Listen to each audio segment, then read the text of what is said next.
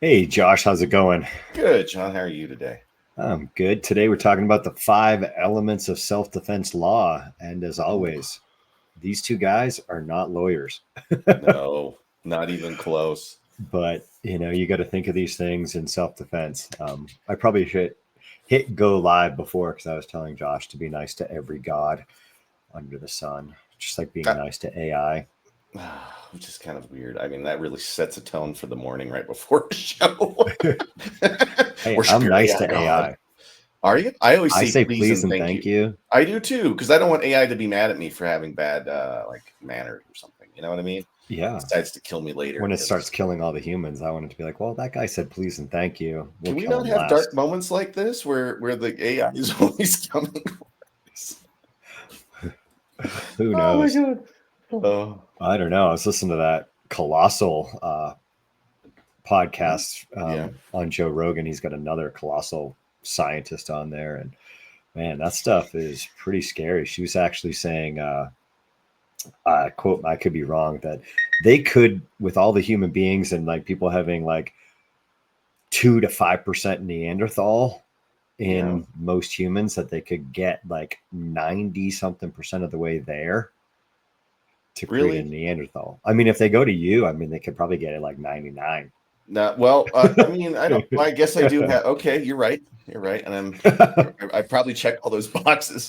Got that big poofy hair, Hey, grizzly what's wrong with the beard. poofy hair? Like Nothing's wrong with your poofy hair, Josh. That that. looks good You guys today. are just jealous. You guys grab it too much and take me to the ground with it, which really kind of pisses me off. But whatever. But man, they're doing some crazy stuff there. Bringing, I I mean, know. I don't know. I Feels don't know. weird. We could just, yeah. I don't know. I don't trust the technology of the future. Hopefully, I'll be dead by like the time the stuff really starts to hit the fan. You Yeah, know. So. yeah. Hopefully, hopefully. So, all right, we should probably dive into it versus getting sidetracked. But interesting conversations. Go out there and learn something. That's Yeah. what I was telling the little kids yesterday. It's summertime. Go out and That's try to interesting. get some other stuff going on here. Mm. Um, where is the correct little guy here to add this I'm to the right here on the stage? corner. I'm I almost know always it right. doesn't want to add it to the stage Why now. not? I don't know. Well, The little present add it. to stage. All right, there it is. There you go. Phew. All right. So innocence, right? That is just gigantic, right? You want to be Yeah. innocent, and there's a lot of things that we can do that's gonna make us not innocent, right? You didn't start the fight, just going, "Hey, man, bring it on." You just lost your claim to innocence. Yeah. And, You're like what were you gonna invite that say? fight. You always there's that invitation to fight. All right, let's do this, right? Or let's go. Or if you're ready, I'm ready. Let's go. You got to watch what you say. I know it's really hard in the heat of the moment, but I would just stick with things like, please don't hurt me. Please don't hurt me. I mean, I do that all the time. Please don't hurt me. Yeah, you're really You good know, at that. that's what I say. Please don't hurt Yeah. me. I come into the office and you're like, "Please don't hurt me. Don't hurt me. Please don't hurt me." Well, you got to do it to your aggressors, right? now. I'm kidding. Yeah. But innocence. It's really important. Try to stay innocent the whole time. Of course, I'm Yeah, not a lawyer. provoking that attack. Yeah. Leave me alone. Trying to get away. I know, like the whole stand your ground, but if you can get distance, that's a tactic of winning any fight, as we've talked about. You know, it's it's an easy one to kind of, for beginners especially. I think they want to test their skill. Sure. Sometimes they're like, "Here's what I've been training for. Yeah. Okay, let's go." And even your posture. I think I was Yeah. saying that to the kids recently. I mean, if you got clenched fists, I mean, here we go. Yeah. It's a fight Um, indicator. Free fight indicator, right? Like, "Arr," or just even at your sides. Arr. yeah, I It's pretty mean, wild. hey, if I'm postured up and I look like I want to fight, and I'm giving that body language or clench fist, is a huge one. You Yeah. know, you're telling that person might now feel that they need to defend themselves because Yeah. just your posture, you've got a fight stance that looks like you want to fight versus open hand, as we always suggest, like, hey, stay away, my hands are Mhm. open. We've talked about this many times. Nothing's in my hands, clenched fists around the world, no matter what language means, I want to fight. Yeah. That's a huge one. It's hilarious. There's a little girl, I won't mention her name in our classes, but once you challenge her to a fight, and I remember her looking you straight in the face and going, "Bring it on." And I was like, wow, like this kid's ready to fight and she's great. But that's the mouth of an adult too, right? That whole "bring it on, let's go." That gets you in trouble. Yeah, The because worst thing that gets me in it's trouble is my mouth. sometimes, yeah, you're confident, but you don't want that in your head. I constantly tell kids and adults, hey, the words coming out of my mouth isn't really what's going on in my head necessarily. Hey, stay back. Yeah. I'm afraid of you. Yeah. Please don't attack me. I'm saying that, but I'm like, they make a move, they make a clenched fist, and whatever. Yeah. They're coming. I mean, I Yeah. had a guy. I'll keep the story short, but he was bumping to me on the dance floor, kind of 90s mosh pitish thing. And you're like, I didn't really think anything of it. And I kept like kind of tapping the guy behind me going, hey, sorry, kind of got smashed into you or whatever. And then I got a big push from behind, and it was a kid I played football with. He was like a year older than me. And he's just irate and angry and like had clenched fists and like going. And at first I was like, whoa, hey, like I know you, like, dude, Right. like didn't mean We're to. cool. And he's got clenched fists and he's like looking enraged. And I can't even tell you what he was saying, but that picture is still in my head. And, Mhm. I just kind of lit him up real quick and cut away. And mainly because I didn't want to get kicked out of the bar for the entire summer. So I was trying to get out of the Yeah. bar before the bouncers found me. But I didn't start the fight, but not that they care. The other guys on the ground slash into the speakers of the stage. You're And both out of there. I remember talking to him a couple days later, and I was like, hey man, you made fists. I was not waiting for you to hit me. You were flipping out. I don't know what your state was, but you had clenched fist and you were pushing me. You already put your hands on me in an aggressive manner. So, oh Yeah. well. Try to keep that innocence, right? Yeah. Yeah. But, clenched fist is a huge one. Wow. Imminence. That's always a good one to talk about. The Hmm. thrust, the threat, the thrust, the threat must be imminent, right? It's not like I'm going to go home and come back tomorrow, Josh, and kick your Yeah. butt. Okay, let's see what tomorrow brings. Obviously, your situational awareness and all that stuff, but you can't go and smash them right there because there is no threat. It was just talk, and we know people like to talk and say Yeah. shit. So, And it's like happening. It's imminence is happening right here, right now. This thing's about to go. What's going on? It's so hard to try to define imminence to people. You know what I mean? Like they have a hard time wrapping their head around imminence. You know what I mean? And it's probably one of the biggest struggles even I have, right? Of trying to figure out, is this about to happen, and is it in progress now? Like, am I in a situation? You know? And as I've done more training, I realized that it answers itself by training. yeah. But it's hard to describe to people really kind of what that's like to experience an imminent attack. Yeah. I mean, sometimes those ambushes are, I think even in Krav Maga, people can get too used to it just being a worst case scenario. You're getting attacked versus somebody threatening you and getting in your face there. I Yeah. think that can be a drawback sometimes. You got to give those what if kind of scenarios Sure. to people. I'll be back. Because I'll be back for you. it's kind of something you have to experience. It's not something you could really describe. I mean, we put words to it, but until you've experienced it, it's like you've got no context on how that stuff works. So get in and train.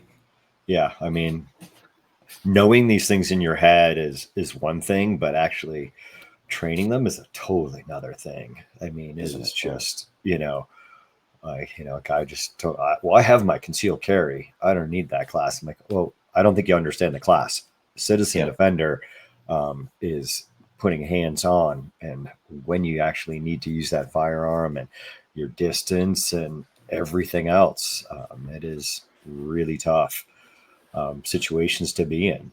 We just had a guy tell a guy that was already attacking him with a stick, 6 feet, I'll give him 8, but I'm pretty sure it was just one mat in between them. And, drop the stick.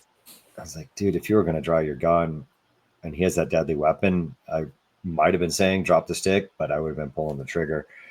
He was really close, and you were really close to getting a glitch in your system because you might have needed to go hands on, and you had 2 hands on a gun, and he could have been swinging that stick. And now your training level has got to be even better and more proficient at hand to hand with a weapon in one hand.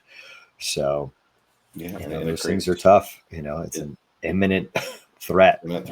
He was right there, and you're telling him to drop the stick. I mean, even if you shot him once, he could have clubbed you in the head, and fights on from there for both people.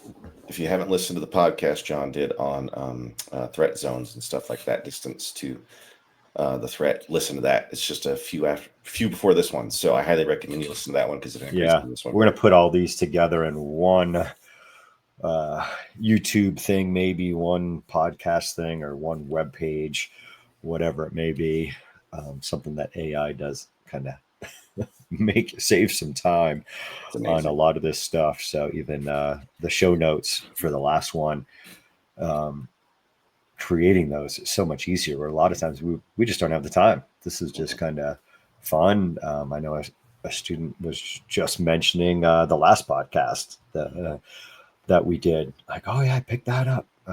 Listen to that one. I think one of the last one or two in there, and it's for these guys, but we've definitely got some cooler things going on, and putting those databases in, or pulling out some stuff if you want to dive deeper in on the webpage or the blog post for these on our websites. So listen and share. What's that? Listen and share. Listen and share this with your friends. Buy something. Buy our t-shirts. Buy a t-shirt. Suck less, right? All those things are there. Where are we? Number 3. We just done proportionality. That's a tough one. We're constantly trying to reinforce, even to the the quote 3rd grade, but really like kindergarten level. Hey, that guy's on the ground. You need to make space and go look for a parent. Yeah. You can't be stomping on them because you're angry, and that's a tough place for people to be. But you've got to match what they're doing. Yeah, it's really hard to. I mean, you're always thinking about trying to go. I see people go to a higher level of force, and they don't realize they're doing it. They don't understand that they have to match essentially what's come at them, but be ready for something that might get worse. And it's really hard. Again, it's learned inside of training. You start to see what might be proportional the more you do it with somebody in a class. Yes. Yeah. It's doing it over and over again. Deadly force is only justified to stop a deadly threat, right? Death, serious injury, rape, kidnapping, any of that type of stuff. That's where you're justified, potentially to do that. But non-deadly force can be used to stop a lesser threat. But, that's another tough one for beginners to wrap their head around. I'm going to forget the guy's name now. Derek's friend, slipping me because it's been like a year. He was on the podcast, the lawyer, talking, you punched him once and, they tripped over and, smashed their head. Well, it wasn't intended. You just threw a punch, and now something, worst case, they bump their head and they die kind of thing. Well, I didn't intend to. It wasn't like you pulled out a gun and shot him in a lesser threat, He was making a good case for that one. That one's back there. And if I have time, which probably won't, maybe I'll link that in the show notes to that show. But that was on there somewhere on this podcast. We're on, I think this is number 89. It's crazy. Have we really done minute 89 of this? This is Holy crap. 89, and I'm sure there's a couple, and I think some didn't get numbered. And there's been some short ones or some other ones, but yeah, this is number 89. That's crazy. It's great. Yeah, I mean, learning proportionality, man, it's just, I can't stress enough trying to figure out what that looks like in your own head, being able to actually execute, and then not having your, the fight or flight kick in and all the adrenaline goes up, and still being able to control that proportionality. It only comes with time and training, effort, right? And Yeah, being so able to stop a punch, whatever it may be, is tough. So, uh, even that um, rape, not rape, but kidnapping. um, Just this weekend, there was a guy that jumped out. We were tubing, and I was just with, didn't have the boys with us. They had other stuff going on, and it was just my wife and daughter waiting for me to come back as I like shuttled down to the other parking lot on 67 and Deckers, and there was a guy backing into the side of the bridge, like a little, typical Colorado turnout. And I was like, oh, whatever, you're backing in. I'm coming nose to nose with you. And like, all right, you seem fine. And all of a sudden, he parked it and he jumped out of the car really quick. And I was like, whoa, what is he going towards my girls really quick at? And I like went around his car, on the other side, and jumped out, and I'm assessing the situation. Besides just like, hey, there's another guy right here, um, and he's handing them a business card. I'm like, okay, and he's I've got a VRBO if you guys are ever want to stay the weekend, and I've got water reports and water levels if you got for tubing. And I was like, okay, but for a quick second there, I was like, whoa, what is this guy I don't going know. really fast towards Sounds really creepy. He would move towards women that were tubing, right? I mean, it's yeah, I mean, just right off the bat I was like, whoa. But then you're like, okay, start setting you off, like, get away from there. but I'm like, whoa, I mean, even in the time I didn't go, he's gonna grab him, right? It was just freaking weird that he was like jumping out really quick and moving to them quickly. Yeah, So it's that fast but movement. jump out of your car with a firearm, and now you're brandishing. Like, why are you you know talking about women? I mean, actually, that's another one. My wife was just telling me some kids were what is it, ding dong ditching in Grand Lake, or I don't know, someplace like that, and some guy pulled a gun on these kids. You're like, okay, wacko, I know. Well, first off, maybe it's time to not ding dong ditch anymore with the cameras that people have for. Well, yeah. Besides, people at the camera and be like, "This kid was there." I mean, but Yeah. dude, let the camera go. Hey, these kids were. And is it really the end of the world? Right? Pull a Like, are you gun gonna because somebody meet kids knocked at on the your door? front door with a gun? Like, that's Yeah, that's a little too. Like, I might run out there and be like, "You guys need to stop," or probably just go yeah, through the speaker on the phone, like, "Guys, we're in bed. Go away. We know who you are." yeah. You I know, mean, who knows? But you're like, you're not justified. scary stuff, man. Could you imagine Yeah, being those kids and somebody just coming out with a firearm, or if you just happen to be near that group and somebody comes walking out with a firearm? Like the situation just, oh, it's such a bad thing. yeah, When you run out with exactly. a And gun. So it's the whole thing of when we're talking about this, like, okay, well, they're punching you. Well, I can punch them. Okay, well, they're attacking me with a knife. Okay, probably don't want to go to a taser, which um, you might want to go to a higher use force. But yeah, whatever you're carrying, you got to think of those things. I mean, some people really like tasers. I'm not a fan. no, So no, if they're coming at you with a deadly weapon, you are justified to yeah, go to a higher use of force, or to really stop that attack. yeah, If by chance you get them on the ground and you're smashing them, they've got a knife and you're smashing them with whatever improvised weapon you found on the ground, whatever. You're now justified to be stopping that threat, because they're, you let them up with that knife and they're going. Now, it would be different if it was just, the guy throwing punches at you, not a deadly situation or a life or death situation there. mm. Yeah. most likely. It's all Number 4, avoidance. great. Love this one. Yeah. Love it. If safety is a possibility, you must retreat before using deadly force. And, I know some states stand your ground, but I would always err on, if I can get away, just get away. Yeah. It's tough, different states and different laws, but then you're dealing with different people, on a jury potentially, and how they feel of like, why didn't you just get away? Yeah. Well, I And could let's stand not, my ground, and you might come off like a freaking jerk, or macho, whatever you might think. Oh, and it's, that's the criminal case if it happens. There could be a civil case too, where they try to sue you later. yeah, There's that's so kind of what I much, was thinking. like, just get out of there.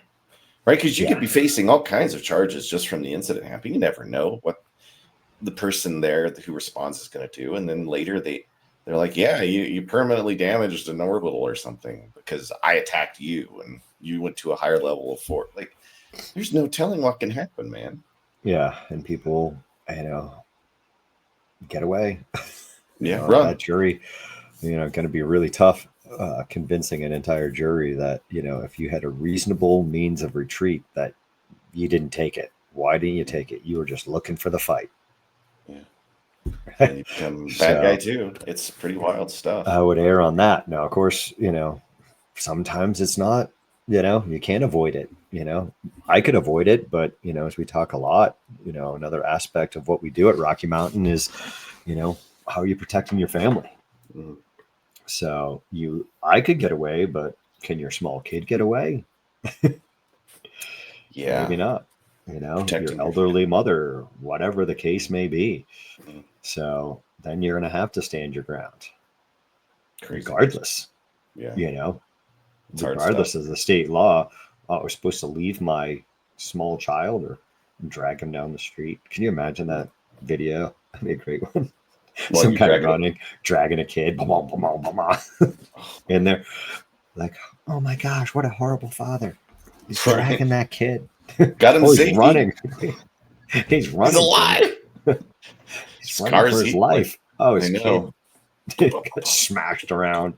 I mean, They would even just explain. yanking your kid. Can you imagine just yanking your? Let's go, and they smash into the car. They smash into a street sign or something. I mean, I'm sure it exists out it's there not too. always. I mean, all sorts of crazy stuff happens. Yeah. So, and I can't avoid it. It's unpredictable in the gym. It gets even worse when it's in reality. Yeah, a big open space and nothing to run into.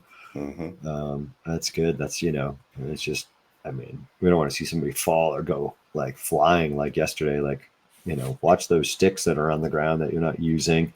But having a tombstone pad, kick shield on the ground once in a while, it's good to have somebody trip over something. It's it's reality. Yeah, it's gonna happen if you're not careful.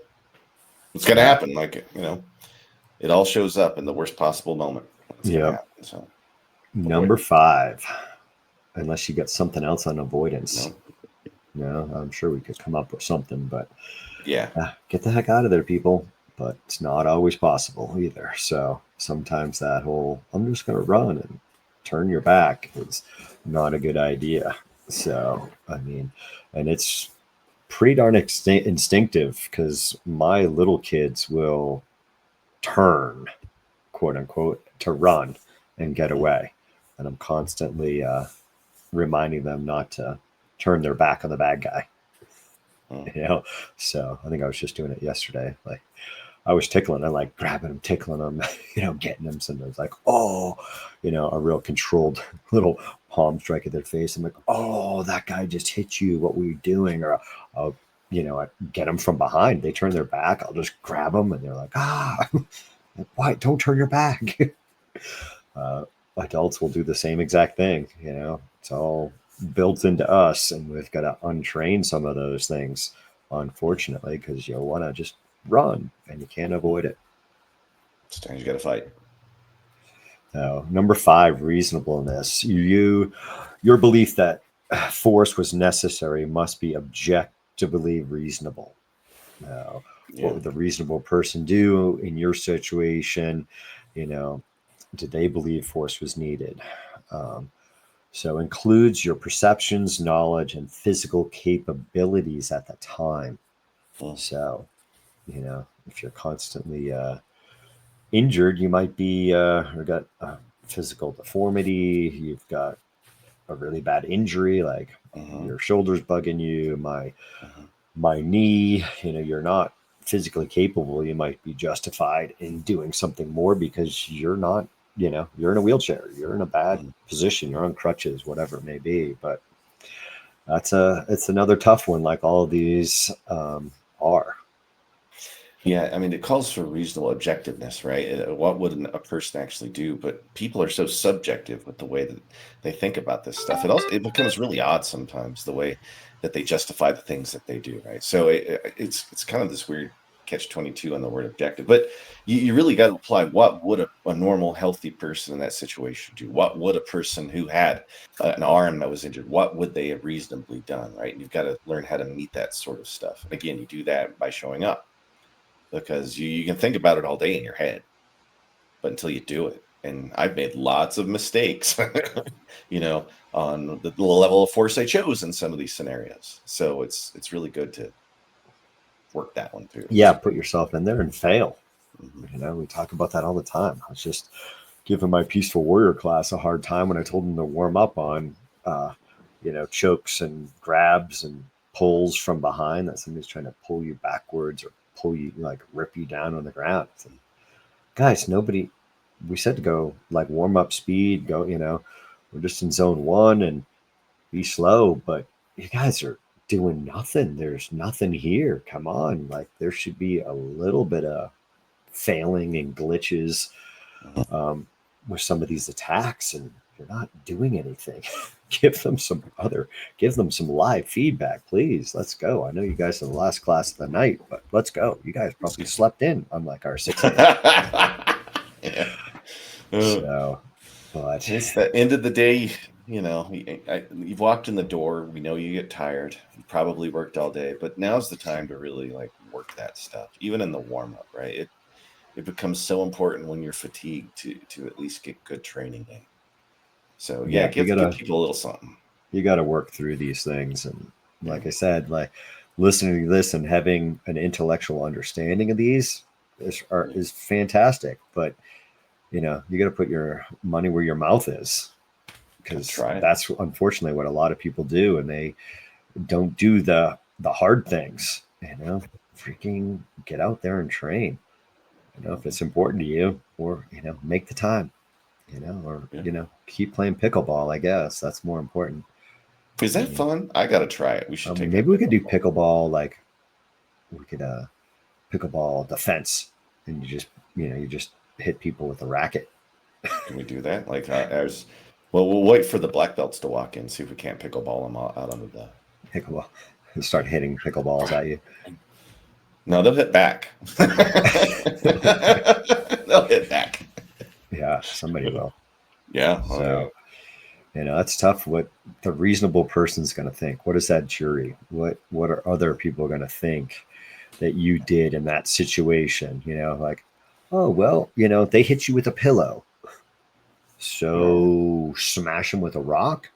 Yeah, so you hit them with a brick. Probably not, right? You're like, is that a reasonable thing to do? Is a reasonable person going to go hit him back with a pillow or palm strike him? That seems reasonable. I don't know why you clubbed him over the head 10 times. That doesn't seem an appropriate response to getting whacked with a pillow. Yeah, and it's like getting hit with a water balloon and you coming back with a bat. Yeah, they're throwing water balloons. You're throwing rocks.